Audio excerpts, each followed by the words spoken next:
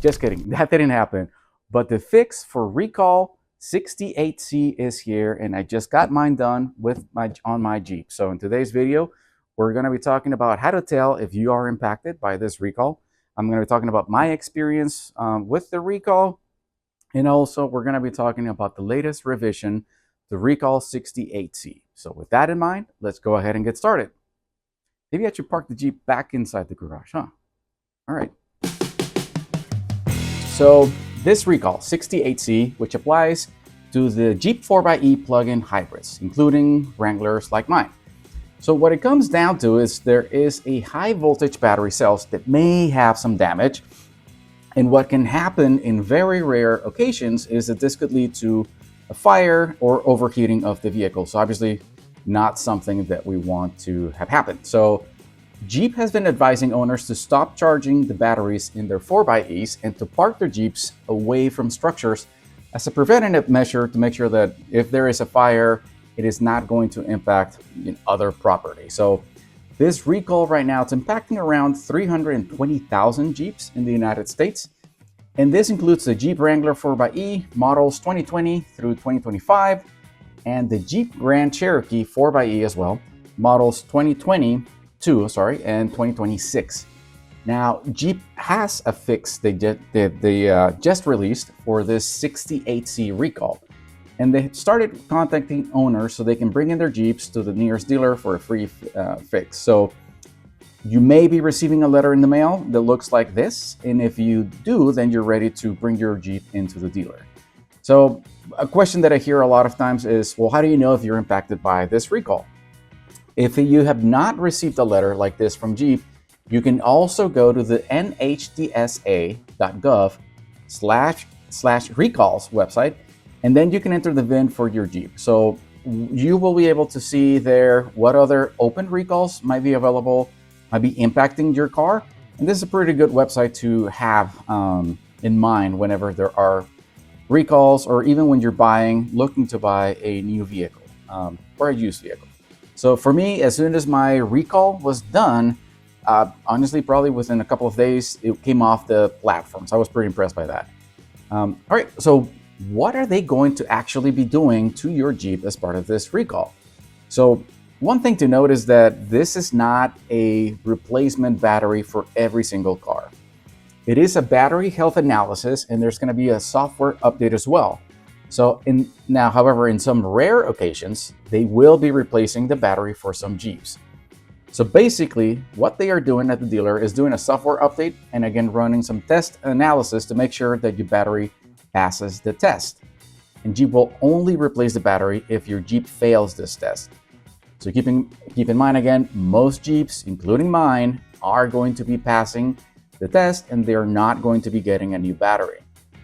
And one other thing to note is that Jeep is making a special exemption this time for loaners. So if you don't feel safe driving your current Jeep before your recall fix is done, Jeep has authorized dealers to put you in a loaner vehicle while the fix is getting done. So when I took mine to the dealer, it was a very simple process. I mentioned that I needed a loaner for that day, and they were very accommodating. I was able to drop the Jeep off in the morning. I got a loaner right away. And then about 5 hours later, I got a call from Jeep telling me that they had completed the recall and that my Jeep had passed. So when it passes, I received this letter, or the statement, if you would, from the dealer, and you can see in there that it shows that it passed.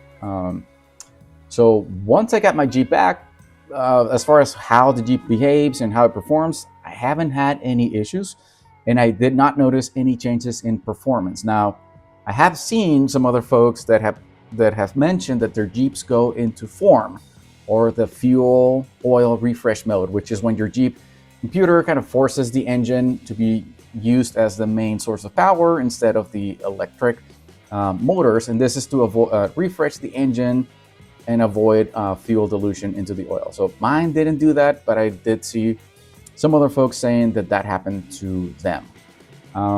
Now, another item that I'm seeing is, from what I'm reading, is not all Jeeps need to be driven as part of the recall, but it is very likely that it will need to be driven.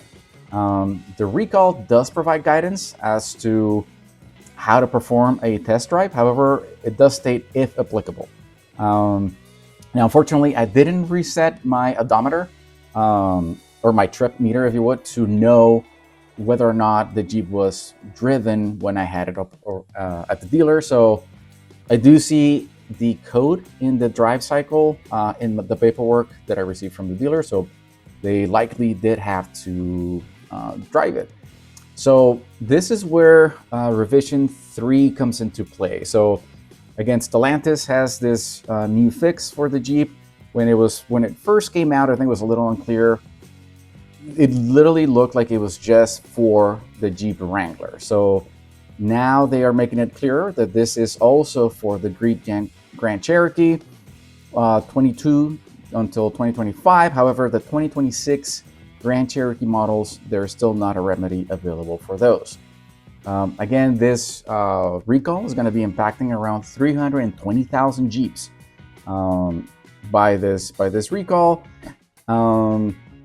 And again, we were kind of advised to refrain from charging. So you can see some of these things here in the documentation the Jeep has internally. Now, if you're looking to buy a Jeep, if it's a brand new one, they have to make sure that this recall is done if that Jeep is impacted by it. And if you're buying a used vehicle, then you also want to make sure that you check that website and make sure that the recall has been done to that car before you take delivery of it. So here's the other thing. The dealers should proactively minimize customer inconvenience.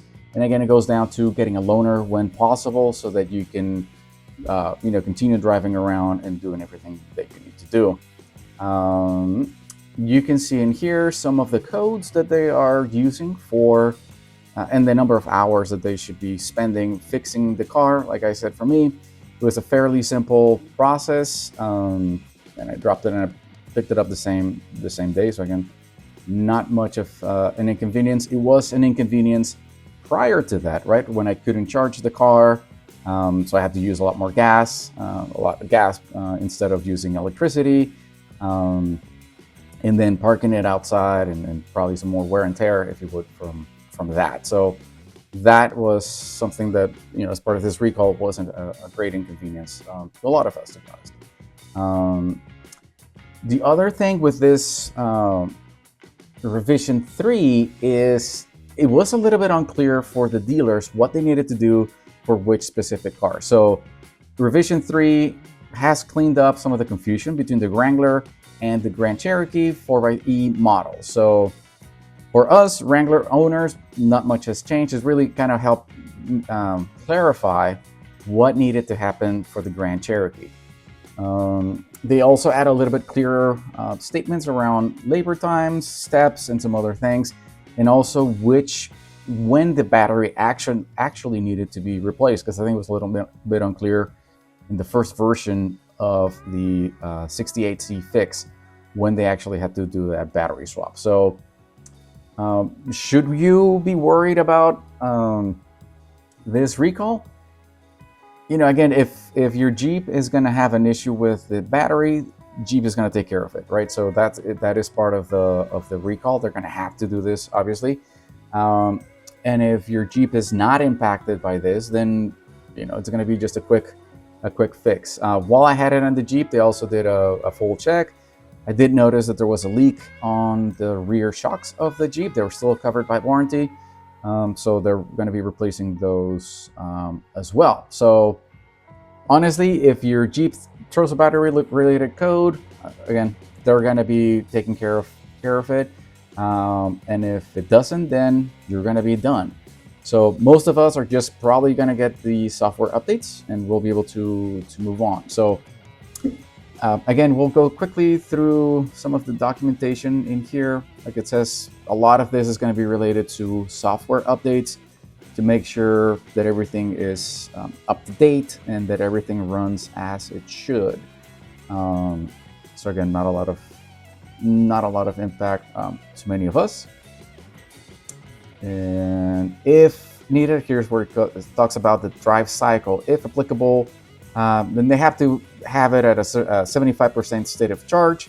So if you have a Jeep, will then take care of charging the Jeep, obviously to that 75% level. Then they'll be driving it, really accelerating and decelerating between speeds between 25 and 50 miles per hour. And this is so that they can test, how much power is being, how pretty much how the batteries work and everything else, and how the software is behaving. So they're going to take care of all of that. So again, for me, it was a very simple recall. Again, it was just the inconvenience of not being able to charge the car prior to that, not being able to park it inside, and using a lot more gasoline, obviously, as opposed to being able to charge it, which is the primary reason why I purchased this 4xe. So if you've already had the recall done, drop a comment and let me know what your experience was like. I really want to know, hear more about how it went for you. Now, if you haven't had it done and you have questions, post them in the comment as well, and let's chat about it and let's see what needs to happen. And also, if this video was helpful, please make sure that you like and subscribe. We're really trying to reach 500 subscribers. And we also want to be able to get this information out to other Jeep owners. So with that in mind, thank you so much again for watching. This is Trailer Ready Garage, signing out.